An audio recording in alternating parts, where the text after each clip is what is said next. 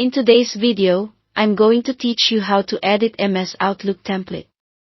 Whether you're using the newer Outlook Experience or classic Outlook on Windows, the process is straightforward once you know where to look. Start by opening Outlook and creating a new email.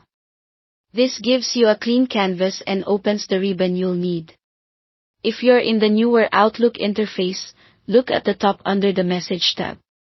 Select Add-ins, then click More Apps, and choose My Templates. This opens the My Templates panel on the side.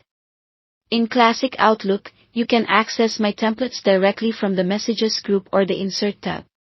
Either way, once the panel is open, scroll to find the template you want and click it. The content drops right into your email so you can see exactly what you're working with. Now it's time to make edits. Depending on your view, you might see an Edit Template button, often shown as a small pencil icon, next to the template in the panel. Click that to open an editor where you can update the wording, formatting, or placeholders.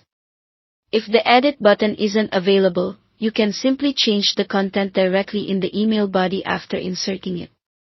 Keep your changes clear and consistent, especially if multiple people use the same template, and consider standardizing greetings and sign-offs so they match your organization's tone.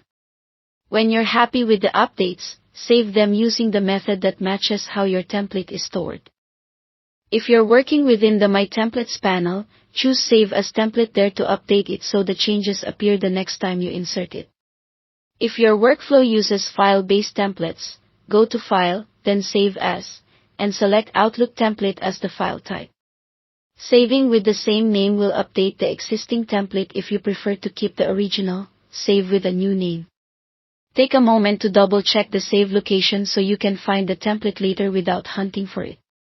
That's it. Thanks for watching.